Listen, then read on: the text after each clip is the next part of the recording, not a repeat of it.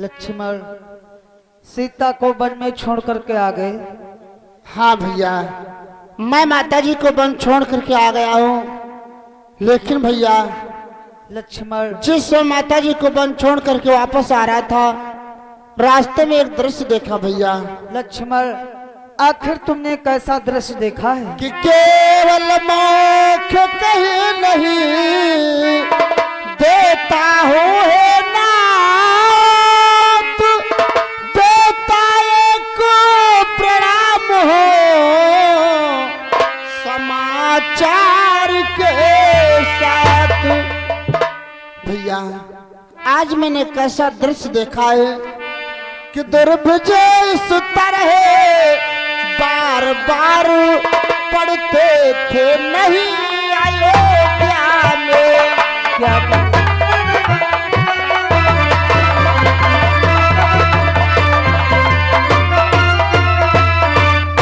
दुर्विजय इस तरह बार बार पढ़ते थे नहीं अयोध्या में कि पितु के जीते जी पुत्र कभी मरते थे नहीं अयोध्या में।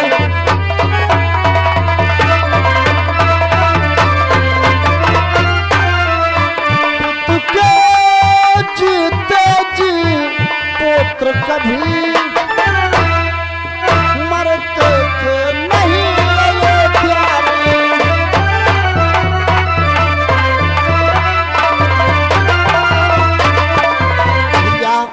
आजकल जो इस अयोध्यापुरी में अधर्मी कार्य हो रहे हैं वो और कभी नहीं होते थे।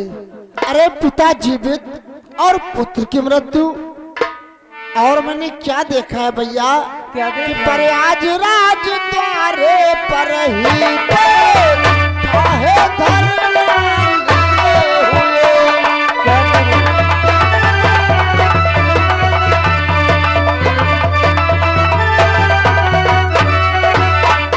प्रयाग राज द्वारे पर ही काहे धरना लिए हुए। होता है एक ब्राह्मण क्या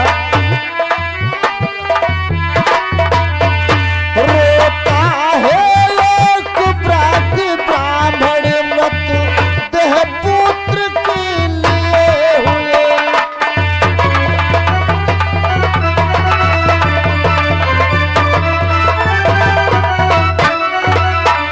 रोता है एक ब्राह्मण मृत्यु देह पुत्र के लिए हुए।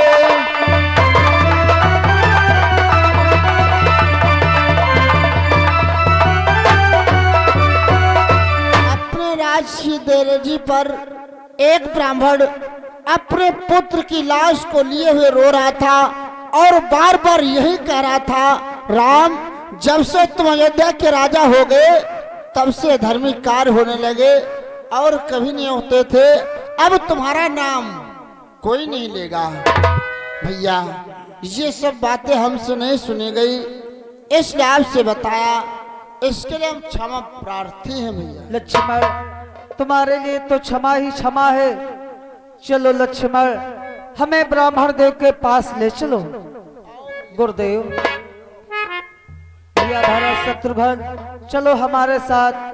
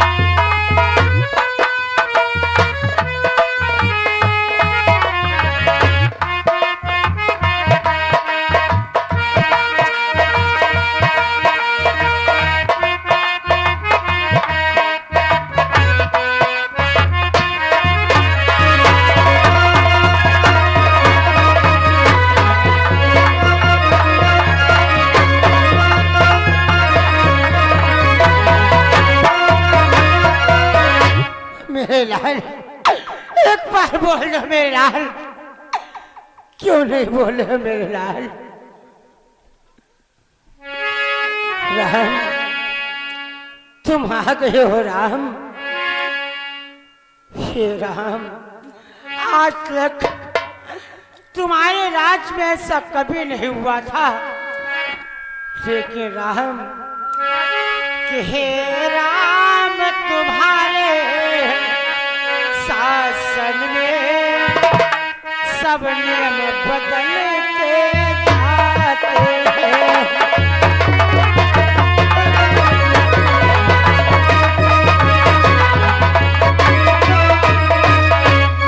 हे राम तुम्हारे शासन में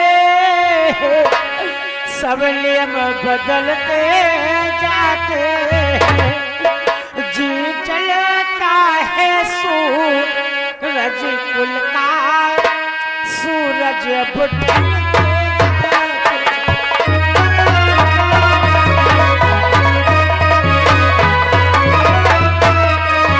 जी चलता है सूरज कुल का, सूरज अब ढलते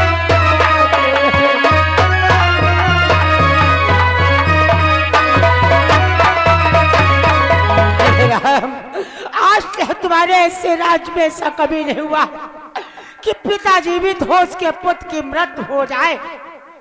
हे राम, कि हो चुके सकर रघुराज दिलीप, फिर कभी न क्रम दे।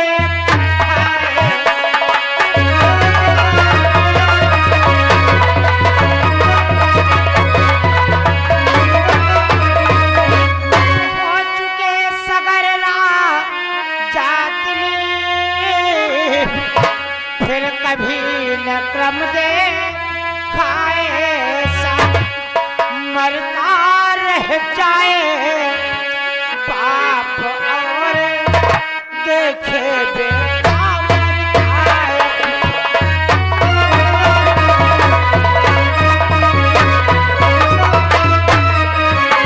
जीता रह जाए बाप और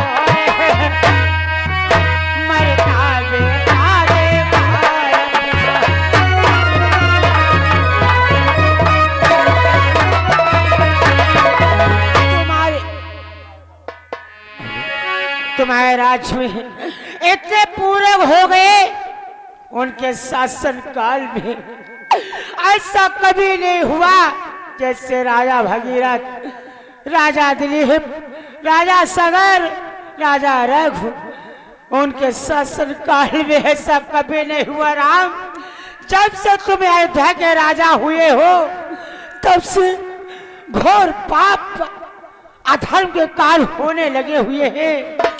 देखो आज पिता जीवित है और पुत्र की मृत्यु हो गई है। राम, आज से तुम्हारा नाम कोई नहीं लेगा राम, कोई नहीं लेगा। हे गुरुदेव, बोलो बेटा राम। गुरुदेव कि गुरुदेव दास के शासन में कैसा अंधेर हुआ भगवान।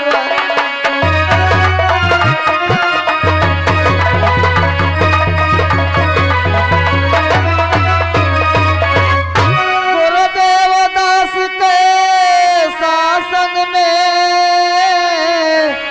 कैसा अंधेर हुआ भगवान। इस अनाधिकार के हृदयों में भी जाऊंगा भगवान।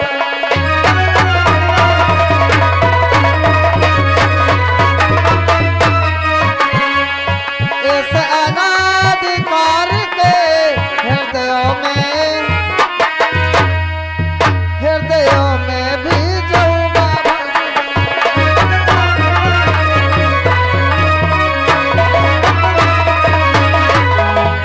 हे गुरुदेव, हमारे शासन काल में इतने बड़े अधर्म के काम क्यों हो रहे हैं? देखो, ब्राह्मण देव जीवित हैं और इनके पुत्र की मृत्यु हो गई है, ये हमें दोषी ठहरा रहे हैं। आखिर हमारे शासन काल में ये सब क्यों हो रहा है, इसका कारण क्या है गुरुदेव? बेटा राम, इसका एक विशेष कारण है बेटा। कौन सा कारण है? जानते हो बेटा किस कारण बस इस ब्राह्मण का पुत्र मृत्यु को प्राप्त हुआ है? किस लिए गुरुदेव? जानते हो बेटा कि वास्तव में एक नीच बैठा अत्यंत अधर्म कर रहा है।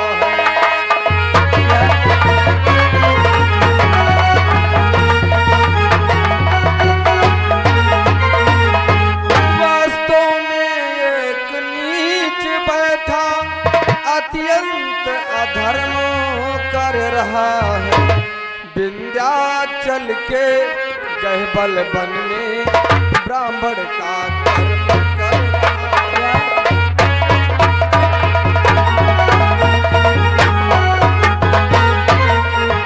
विंध्याचल के गहबल वन में ब्राह्मण का कर्म कर रहा है।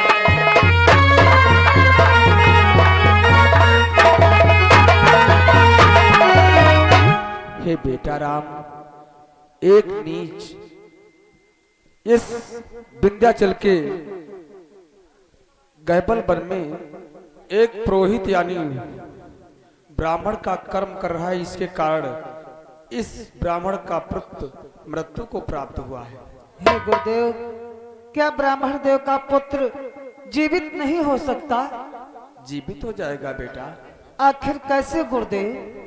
बेटा राम, तुम चारों भाई अपने धनुष और बाण से उस नीच का संहार कर दो और इस ब्राह्मण का पुत्र जीवित हो जाएगा।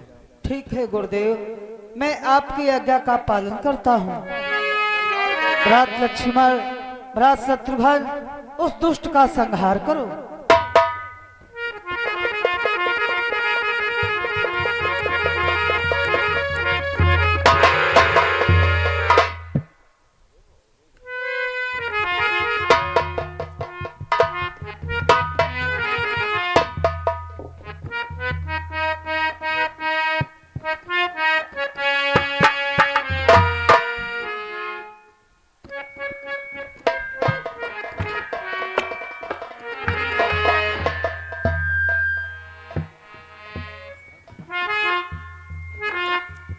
हे ब्राह्मण देव, जो हमारे शासन काल में इतने बड़े अधर्म के काम हो रहे थे, अब कभी ऐसे अधर्म के काम कभी नहीं होंगे। हे भगवान, आज हमारा पुत्र जीवित हो गया, हमें देखने को मिल गया।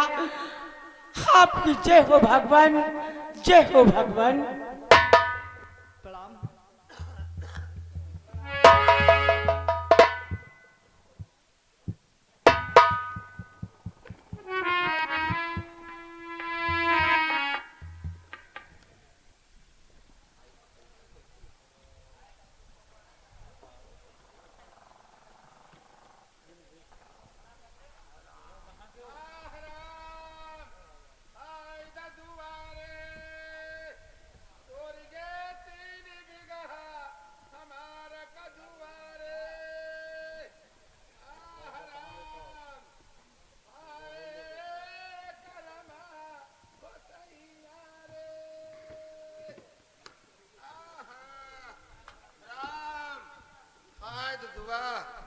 तुम जब से अयोध्या के राजा हुए हो राम, तब से तुम्हारे शासन में न्याय नहीं अन्याय, धर्म नहीं अधर्म, अब तुम्हारा नाम कोई नहीं लेगा राम, कोई नहीं लेगा, कोई नहीं लेगा।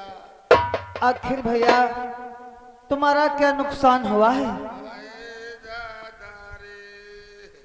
एक नुकसान दादा, करेज पकड़े बैठन 3 बीघा घुइया बोई रही रे, उनका कोनो रत ही रहता खोद लेगा। एक नुकसान दादा, याग लौकी लाग रहा है रोज लड़का कहते रहा नानी, रेवता खई हई रे आज देखा कोनो बौके सहित नोच लेगा एक नगसान दादा हाय या का क्या लकी गहरी लाग रहा है लड़का काद रहा है पापा भूसम गाड़ बरे देखा कोनो सूख बारग तरह ते पहुंच लेगा या कबरी छगड़ी रहे रोज लड़का काद रहा है पापा दूध खई बैरे बुद्ध कहीं डारी गए एक नुकसान अब तुम्हारा नाम कोई नहीं लेगा राम कोई नहीं लेगा तुम्हारे शासन में सब अधर्म के काम हो रहे हैं राम अधर्म के काम हो रहे हैं भैया तुम्हारा इतना सारा नुकसान हुआ है भ्रात लक्ष्मण इनका जो भी नुकसान हुआ है सब धन कोष से भरपाई कर दो। तुम हमारा नुकसान भरपाई करोगे चलो बच्चा मगर वह ले आओ।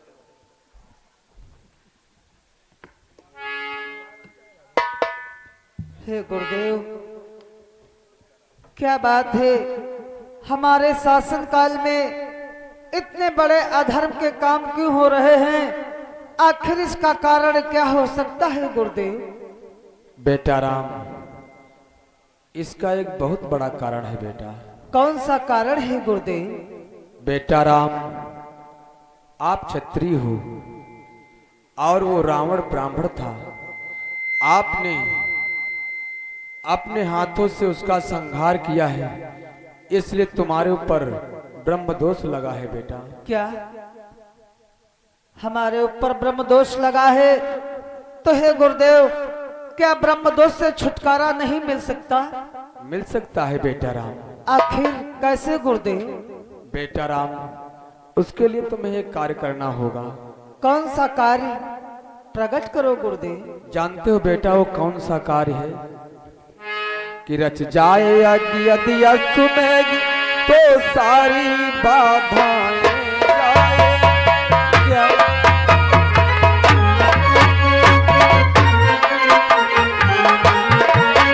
तो सारी बाधाएं जाए फिर शाम लगाए छा जाए फिर शाम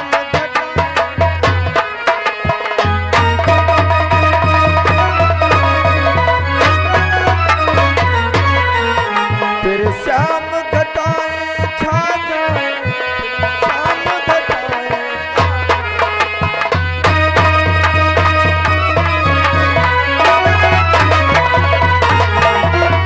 हे बेटा राम यदि उस ब्रह्म दोष से आप छुटकारा पाना चाहते हो तो यश में यज्ञ का अनुष्ठान करो बेटा। हे गुरुदेव क्या हम अश्वमेघ यज्ञ का अनुष्ठान करें तो सारी बाधाएं कट जाएंगी। हाँ बेटा राम। तो ठीक है गुरुदेव मैं आज शीघ्र अश्वमेघ यज्ञ का अनुष्ठान करता हूँ। चलो प्रस्थान। चलो।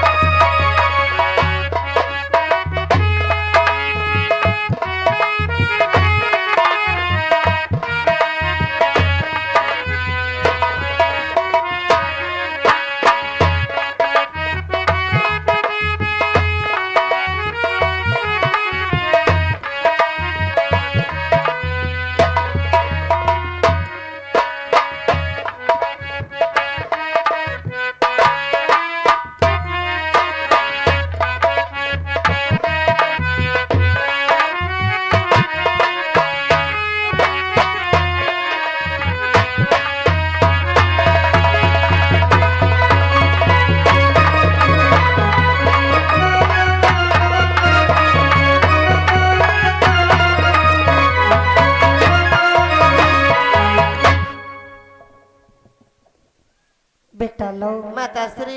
बेटा कुश, देखो तुम दोनों भाई साने हो चुके हो, इसलिए आज से मैं तुम्हें कुछ कार्य सौंपती हूँ। तो कौन सा कार्य है माता जी? आज से तुम अपने गुरुजी की सेवा करोगे। गुरु जी की सेवा करने से हमें कौन सा लाभ प्राप्त होगा?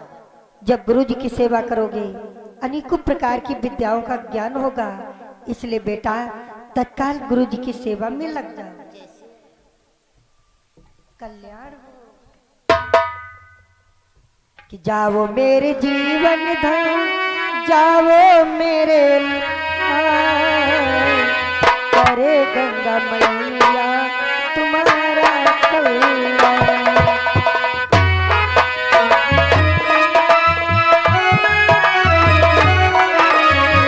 करे गंगा मैया तुम्हारा कल्याण।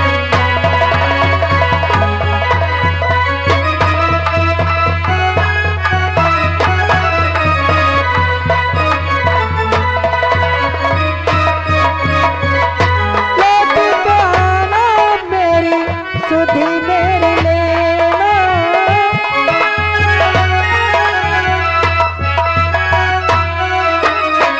तुम ही हो जीने के सहारे, तुम ही हो जीने के सहारे, मेरे राज तुम।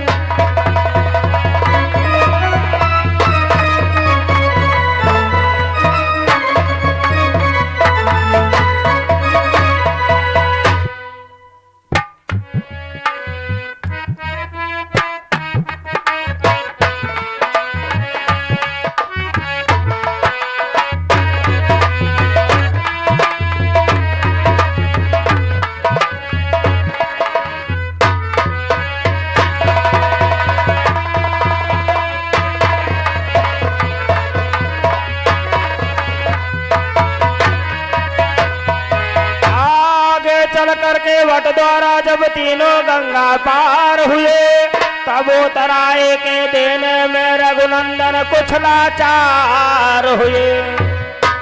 आयुष्मान भव पुत्रो, आओ मेरे समीप बैठ जाओ।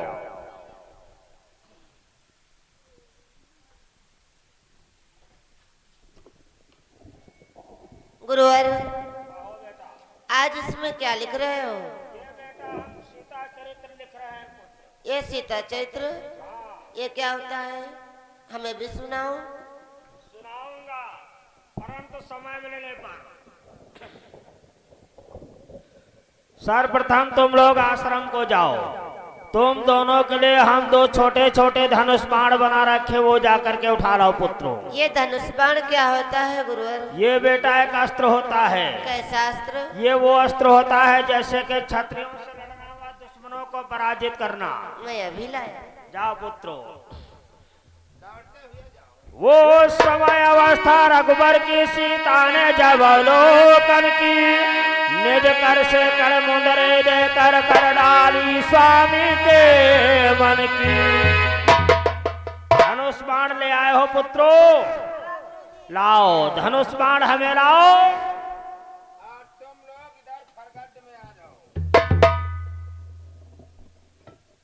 देखो बेटा, धनुष को बाएं कर से पकड़ करके दाहिने हाथ से बाण चढ़ाया जाएगा।